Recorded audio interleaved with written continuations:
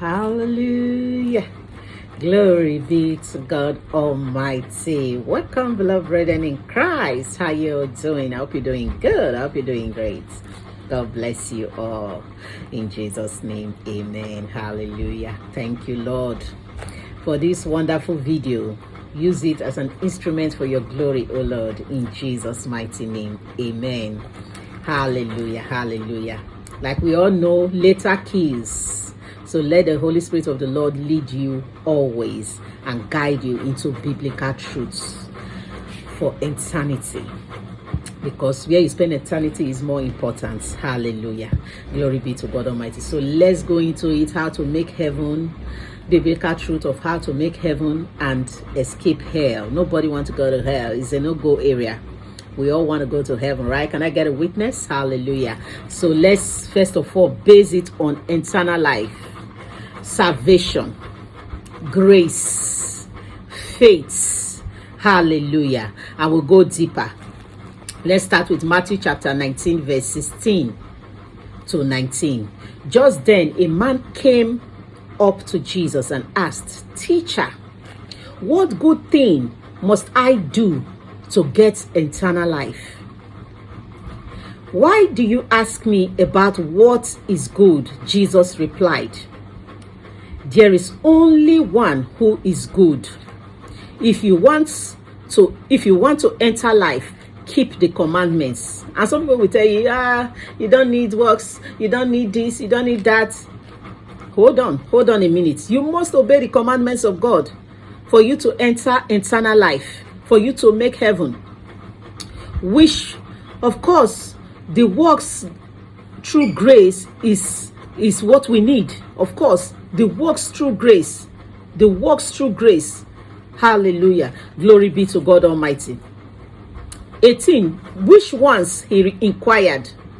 The man wanted to know which commandments he has to keep to make eternal life, to have eternal life. Hallelujah. Jesus replied, "You shall not murder. You shall not commit adultery." Be listing them out. Oh, you shall not murder. Jesus replied, "You shall not murder. You shall not commit adultery. You shall not steal. You shall not give false testimony. Honor your father and mother, and love your neighbor as yourself." Hallelujah. So, which one of all these things is among those things that they are telling you to scare you on those heaven and hell testimonies?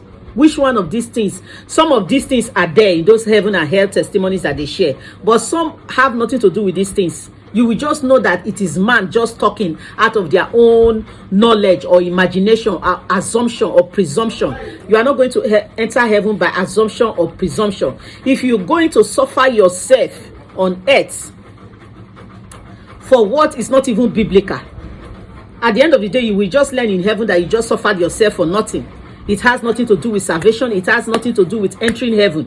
But if you want to make heaven, you have to make heaven the biblical way, because no other way than Jesus to make heaven. And Jesus the way replied, "You shall not murder, you shall not commit adultery, you shall not steal, you shall not give false testimony, honor your father and your mother, and love your neighbor as yourself." Hallelujah. Hallelujah. And it doesn't stop there. We are going to see faith and works. Faith and works. James chapter 2 verse 24. "Yea, see then how by my works a man is justified, and not by faith only." I take that again, please. James 2 verse 24. "Yea, see then how that by works a man is justified, and not by faith only." So all those people are telling you that only faith you will just enter heaven. No. By works a man is justified, and not by faith only. I read further. If ye love me, keep my commandments. If ye love me, keep my commandments. Is it telling you only just have faith? No. Look at what James chapter 2 verse 24 says. "Yea, see then now that by works a man is justified, and not by faith only." John 14 verse 15 says, "If ye love me, keep my commandments." Revelation chapter 22 verse 12 to 14 says, and behold, I come quickly, and my reward is with me, to give every man according to his works shall be. According to his works shall be. Is he saying according to his faith only? According to grace only? According to the salvation I've given to them only? No. He said he will give every man according to his works shall be. According to his works. So don't let anybody tell you that grace cover up for works, or faith cover up for grace, or faith cover up for works. No. Grace is very important. That is why we have access to the Father through Jesus. Hallelujah.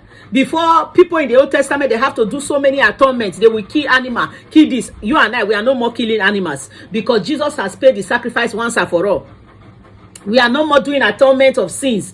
Those people in the Old Testament, they really went through a lot, doing atonement upon atonement. They have to kill animals. They have to sacrifice things all the time to atone for their sins, which you and I are not doing anymore, which is grace. Now we can come to the Father, apologize, beg for forgiveness easily like that. God will forgive us and wash us clean with the blood of Jesus. But they didn't have that blood of Jesus. They didn't have that grace. They didn't have that salvation given to us by the death and resurrection of Christ. They didn't have it. So that is the grace. And it doesn't mean that you will not have works. The word of God is saying, you look at it, what the word of God is saying here in James chapter 2 verse 24. Not by faith only. By works a man is justified, and not by faith only. Yea, see then how that by works a man is justified, and not by faith only. Hello, don't let anyone deceive you. Hallelujah. You need works. You need to obey the commandments of the Lord for you to enter heaven. You need to obey the commandments of the Lord, which is works, for you to enter heaven. Not just grace only, not just faith only. No, works. Apply works too. You cannot say you love God when there is no works to show for it. Your love for God must have works. You cannot say you have faith for God, in God, when there is no works to show for it. Your faith in God should have works, fruits, works, fruits, works. Jesus talked about how the fig tree that doesn't produce will be cut off. Yes, you will be cut off and thrown into hell if you don't have fruits, if you don't have works. And you are there saying only grace, only faith, only this, only that. You have to have works as well. Look at James chapter 2 verse 24. Not, you are justified by works, not by faith only. Hallelujah. Glory be to God Almighty. Abraham that we emulate, he also have works. He also have works. He believed God and is counted for righteousness, but he also have works, not only faith. Hallelujah. Glory be to God Almighty. So we read further, Revelation chapter 22 verse 12 to 14. And behold, I come quickly, and my reward is with me, to give every man according as his work shall be. I am Alpha and I am Omega, the beginning and the end, the first and the last. Blessed are they that do his commandments, that they may have rights to the tree of life. If you don't do the commandments of God, and you are chanting grace, grace, grace up and down and sinning, hello, you will not have rights to the tree of life. And where is the tree of life? In heaven. And Jesus also represents the tree of life. Hallelujah. Glory be to God Almighty. And say, blessed are they that do his commandments, that they may have rights to the tree of life, and may enter in through the gates into the city, so that you will have access into heaven.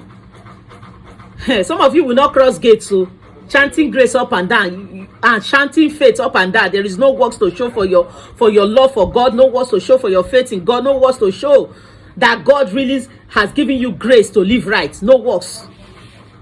Because you deny the strength, the grace of God to live right. If you want to live right, now grace is available for you to live right. We can do all things through Christ which strengthens us. It's no more under the law that you have to struggle, you have to do it all by yourself. Now grace is available. Grace is available. Grace is not a permission for you to sin, but it enables you to live right. It enables you to gain salvation freely. It enables you to live right. For we can do all things through Christ which strengthens us. Hallelujah. Glory be to God Almighty. Hallelujah. Glory be to God Almighty. As a child of God, you know what is right and you know what is wrong. You know what is right and you know what is wrong. The Lord will lead you, and we don't base our works on letter kills. We study the word of God by the Holy Spirit of the Lord to lead us into godly truth, divine truth, biblical truth, and not what we imagine. Because some of the biblical scriptures, some of them maybe some people are quoting it out of context.